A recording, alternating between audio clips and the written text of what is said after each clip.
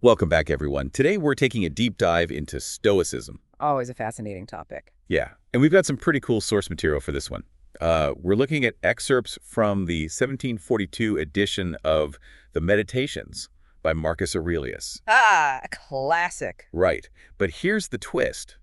This edition includes annotations by Francis Hutcheson and James Moore. Oh, that's interesting. So we're getting Marcus Aurelius filtered through the lens of 18th century thought. Exactly, it's like a conversation across the centuries. A philosophical dialogue. I like it. So our mission for this deep dive, should we choose to accept it, is to uncover the core tenets of Stoicism as reflected in the Meditations. And to see how those ideas resonated with and were perhaps challenged by these Enlightenment thinkers. Right, and maybe even see how they might apply to our lives today. Sounds like a plan.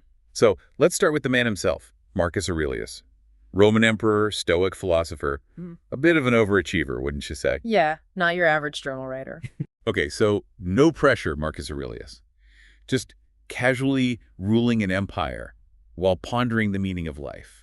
And yet his meditations weren't intended for an audience. It was his private journal, his personal reflections on leadership, life, and philosophy. Which actually makes them all the more compelling, right? Absolutely. It's a glimpse into the mind of a man grappling with immense responsibility and the timeless questions we all face. Like, how do you stay grounded when you're literally the most powerful person in the world? Exactly. And that's where Stoicism comes in. One of the most fundamental principles we see is this idea of living in accordance with nature. Okay, so not necessarily about trading in our smartphones for togas and living off the land. Not necessarily, though a good nature walk can do wonders. It's more about understanding the natural order of the universe, accepting our place in it. So there's a certain flow to life, a rhythm to the cosmos. Precisely. And the Stoics believed that when we try to impose our will on things beyond our control, we disrupt that flow. It's about recognizing what we can and can't control. You got it. Think about a time you felt truly at peace, truly content. Were you forcing things to go a certain way or allowing things to unfold naturally? Okay, I see where you're going with this. It's not about being passive. It's about aligning ourselves with the bigger picture, not getting caught up in all the little dramas. Exactly. Marcus Aurelius uses this really vivid image. He talks about a branch being broken off from a tree Okay. and how that separation is unnatural. And he says in the same way, when people isolate themselves from the rational and social community, they're acting contrary to their nature. So we're social creatures by nature. The Stoics believed so. We thrive when we're connected to something larger than ourselves. And that actually connects to another key principle we see in the Meditations, this idea of a universal city. Right. It's about the interconnectedness of humanity, the idea that we're all citizens of the world, not just our little corner of it. Which is a pretty radical idea for a Roman emperor, considering empires were built on, well, not exactly universal brotherhood. Yeah, a bit of a contradiction, right? Right. So for the Stoics, our identity isn't limited to our tribe or our nation. No. They believed we're all part of something much bigger. And connected by a shared reason, a divine spark that runs through all beings, even the gods. Okay, so we're all connected, part of this universal city, bound by reason. But what does that actually look like in practice? Well, for the Stoics, it meant recognizing the inherent worth and dignity of every human being. Regardless of their background, beliefs, all of that. Precisely. And this leads us to another cornerstone of Stoicism, virtue as the sole good. Okay, so even if you achieved ultimate success, like, I don't know, became emperor of Rome, Good example. it wouldn't bring true happiness if you hadn't cultivated virtue along the way. Exactly. For the Stoics, virtue wasn't about following rules. It was about aligning your actions with your values, striving to live in accordance with reason and nature. That's a pretty high bar. So what did that actually look like in everyday life? How do they define virtue? Well, they believed it was embodied in 4 cardinal virtues: wisdom, justice, courage, and temperance. Okay, so let's break those down a bit. What did the Stoics mean by wisdom? Was it just about, like, knowing a lot of stuff? It was more than just accumulating knowledge. It was about understanding the true nature of things, seeing the world as it is without letting your biases and desires cloud your judgment. So it's about having a clear understanding of the world and our place in it. Exactly. And that clarity was essential for making sound decisions and navigating life's ups and downs. That makes sense. So how about justice? What did the Stoics have to say about that? Okay. Okay, so we've covered wisdom, having that clear understanding of the world. What about justice? What did that mean for the Stoics? For them, justice was about treating others with fairness, with respect, recognizing their inherent worth as fellow human beings. Seems pretty straightforward. Treat others how you'd like to be treated. Right. But they emphasized that it wasn't just about following laws or societal norms. There's more to it. Yeah, it was about acting in a way that promoted harmony, well-being for the entire community. So taking responsibility for our impact on the world, not just our own little bubble. Exactly. And this brings us to another crucial virtue, courage. Now, when we think of courage, we often think of, heroic acts, bravery on the battlefield. Right, the classic image. But the Stoics had a broader view. Oh, yeah. For them, courage was also about moral courage, the courage to stand up for what's right. Even when it's tough, unpopular. Exactly. Facing our fears head on, not letting them control us. Okay, I'm starting to see a pattern here. These virtues, they're all connected. They are. They work together, supporting each other. So wisdom helps us see clearly. Justice guides our actions for the good of everyone. Courage gives us that strength to do what's right. What about temperance? What was the Stoic take on that? Temperance was all about balance, moderation, exercising self-control, not letting our desires rule us. So not going overboard with, well, anything. You got it. They weren't advocating for a life of deprivation. They understood we have desires, appetites. But true freedom comes from mastering those desires, not being enslaved by them. Everything in moderation, including moderation. Did the Stoics have, practices to help with that? Yeah, they did. Mindfulness was one. Paying attention to your thoughts, feelings, impulses, making conscious choices. Sounds a lot like what we call mindfulness today. It does, doesn't it? And they emphasized discipline, self-control. They believed you could train your mind and body to resist temptation. So building up those mental muscles so you're not constantly getting pulled off course. Exactly. And this is where Marcus Aurelius' own life is a fascinating example. He was the emperor of Rome. Unimaginable power, wealth. Talk about temptation. Right. But he chose to live a very simple life. That's pretty countercultural even for back then. It was. He understood that true power, true fulfillment didn't lie in all the outward stuff. Luxury, dominance. He saw those things as distractions from what truly mattered. Living a virtuous life. Exactly. And this commitment to virtue really shows up in his letter to the Senate about Avidius Cassius. Oh yeah, the guy who tried to usurp his throne. The ultimate test. Right. And how did Marcus Aurelius respond? With forgiveness. He urged clemency for Cassius's family, his supporters. Wow. Instead of, unleashing the full force of Roman justice. He even asked the Senate not to punish any senators involved. He emphasized compassion, reconciliation. That takes some serious self-control, a deep commitment to his principles. It does. It's a really powerful example of how he didn't just talk about virtue, he lived it. Makes you wonder what was going through his head as he wrote that letter. I'm sure it wasn't easy. But he understood that giving in to anger wouldn't serve anyone, would have been straying from that path of virtue. It's a powerful lesson in forgiveness, not just for the recipient, but for the person doing the forgiving. And this brings us to another interesting thing about Marcus Aurelius, his anxieties. Wait, the Stoic emperor had anxieties? I thought Stoicism was all about being, completely unflappable. Well, they did stress controlling emotions, but they were also realistic. We're human. We have complex inner lives. Even emperors. Even emperors. And it's interesting what he was anxious about. Not really his own well-being. Yeah, bigger things to worry about. He was more worried about the future of Rome, the well-being of his son, Commodus. Kind of humanizing, right? Yeah. Even with all that power, he's still worried about the people he cared about. It shows his compassion. Yeah. And his sense of responsibility, even as he faced his own mortality. So Stoicism isn't about becoming some kind of emotionless robot. Not at all. It's about learning to manage our emotions, to channel them in a way that serves the greater good. And this is where those annotations by Hutcheson and Moore come in. Remember, they're looking at this from a completely different perspective. Right, the 18th century Enlightenment. So what did they make of all this Stoic stuff? Were they on board? They were impressed by his commitment to virtue, especially that emphasis on benevolence, the social nature of humanity. Oh. They actually saw parallels between Stoic ideas and Christian teachings, like the idea of loving your enemies. So they found some common ground there, ancient and modern philosophy. They did, but they also had some reservations. They didn't agree with everything.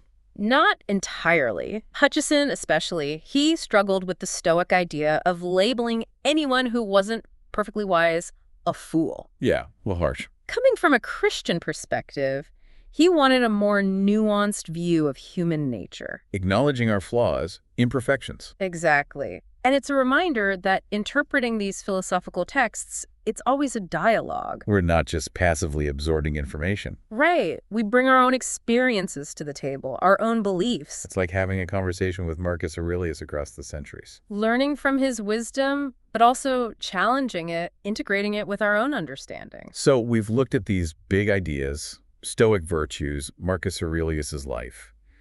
But what are some, nuggets of wisdom that stood out to you? One that struck me was his analogy about puppets. Okay, puppets. Yeah, he compares us to puppets being controlled by strings. Our passions are pulling the strings. Exactly. And he's saying we have a choice. We can either be puppets to our impulses or we can become conscious actors. Choosing how we respond to life's challenges. Right.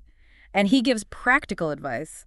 Focus on what you have, not what you lack. Practice controlling those judgments and impulses. Exactly. True happiness, it's found within, not in external stuff. It's about shifting our perspective, isn't it? Yeah. Focusing on what we can control. You got it. And it's not about denying our emotions. It's about recognizing that our thoughts, our judgments, they have power. They can either enslave us or liberate us. Well said. And another recurring theme in the meditations is the ephemerality of life. That everything is temporary. Yes, he reflects on the constant cycle of things. Birth, growth, decay, renewal. Sounds a bit morbid, all that focus on death. It's not meant to be morbid. It's about appreciating the present moment, the preciousness of life. Okay, so if you remember that everything is temporary, you're more likely to savor the good times and not get too bogged down by the bad. You've got it. And he makes this point. Whether we live for 100 years or a few, it ultimately doesn't make that much difference. So don't get hung up on how long you live. Focus on making the most of the time you have. Exactly. Detach from fleeting pleasures. External validation. Focus on living a virtuous life. Simplifying your life. Shedding all the unnecessary baggage. Finding joy in the simple things. That's it.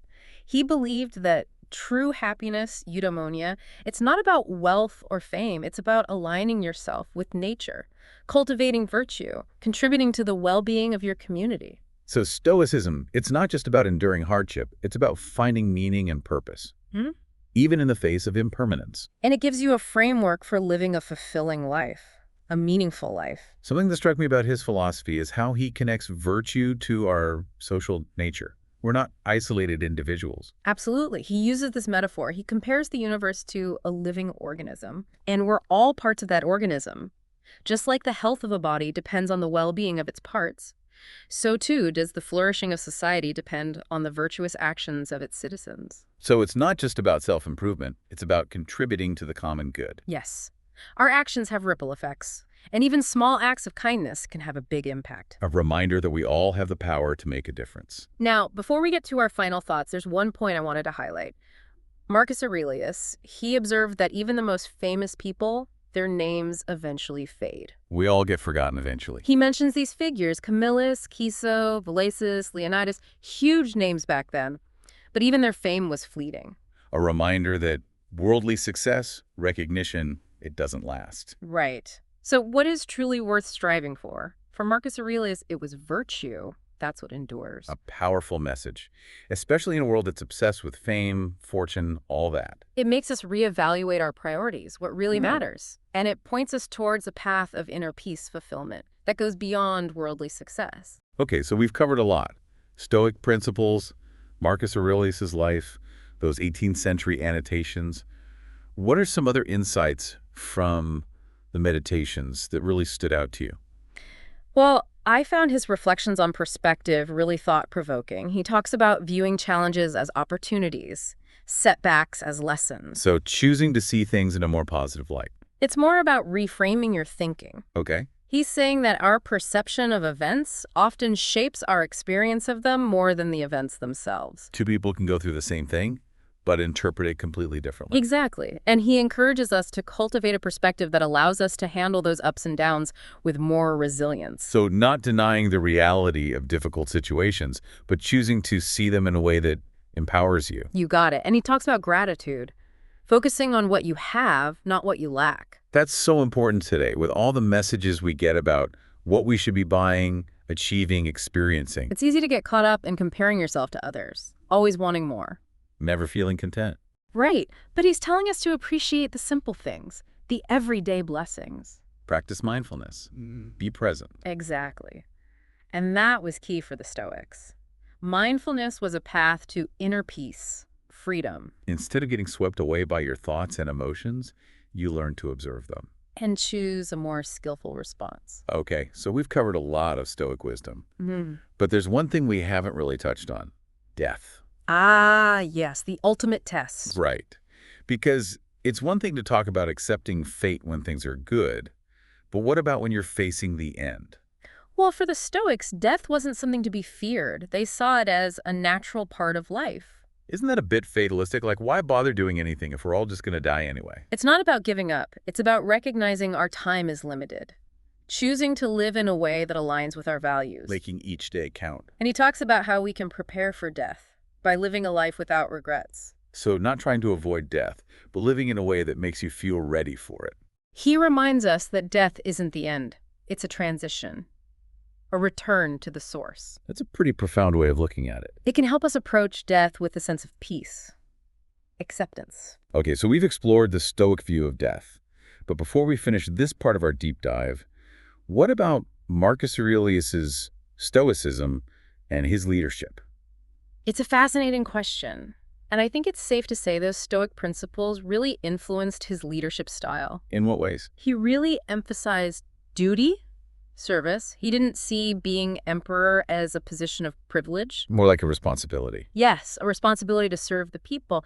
And he believed in leading by example, living out those virtues. Not just talking the talk, but walking the walk. Exactly. And that earned him a lot of respect, even from people who didn't agree with his policies. It's a testament to the power of those principles. He was trying to embody those ideals. And I think that's one of the reasons we're still talking about him centuries later. He wasn't perfect, but he genuinely tried to live a virtuous life. So even though he was emperor, he was still human, still striving. And it's a reminder that even people in positions of power, they can choose to lead with wisdom, with justice, courage, temperance.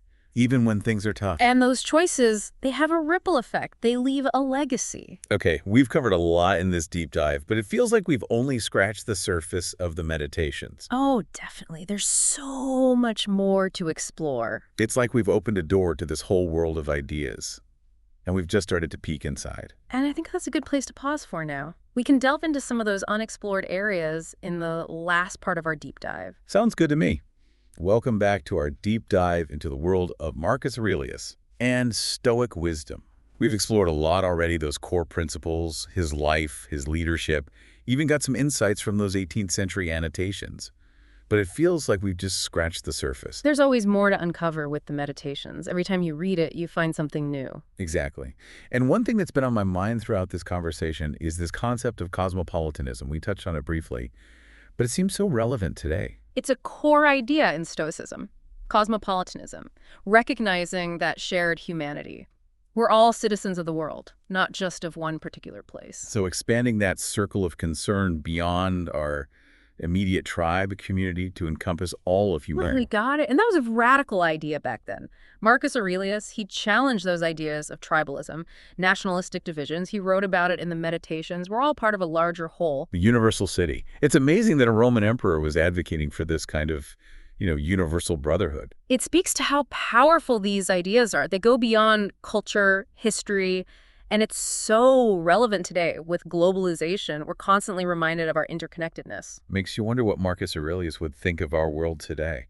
He might be heartened by the progress we've made in some areas, global communication, understanding, but he might also be troubled by those persistent conflicts, the divisions that we see. So a mixed bag. Probably. But it's a question that makes you think. And it shows how relevant Stoicism still is. It gives us this timeless framework for navigating the complexities of life, human relationships, our place in the world. Okay, so as we wrap up our deep dive here, what are some key takeaways? Things we can apply to our own lives, even if we're not Roman emperors? Well, one big theme is the power of our perception. Marcus Aurelius reminds us we can't always control what happens to us, Right. but we can control how we view those events, how we react to them. Our happiness doesn't depend on what's happening outside. No, it's about our inner state, our commitment to virtue, our connections with others. And that Stoic idea of living in accordance with nature, Hmm. not just about appreciating the trees and the birds. It's deeper than that, understanding that interconnectedness, accepting our place in that larger order, We're all part of that universal city. bound by reason, our shared humanity. And that can guide us towards a more, I don't know, compassionate way of living. I think so. And that Stoic concept of virtue as the sole good, it's not about being perfect. Hmm. It's about striving to live a life guided by wisdom, justice, courage, temperance. Aligning our actions with our values. Exactly. True happiness, eudaimonia, it's not about achievements. It's about living a life that aligns with your highest ideals. So even though he lived centuries ago, Marcus Aurelius has given us some timeless wisdom, things we can use to navigate the challenges of our own lives. I agree. And they can inspire us to embark on our own journeys of self-discovery. Absolutely. Now, before we go, I want to leave our listeners with one final question. If Marcus Aurelius were alive today, what aspects of our modern life would he find the most challenging or inspiring, given his Stoic worldview? That's a great question to ponder. It shows how these ancient texts, they still have so much to teach us. Thanks for joining us on this deep dive into Stoicism. Until next time, keep reflecting, keep exploring.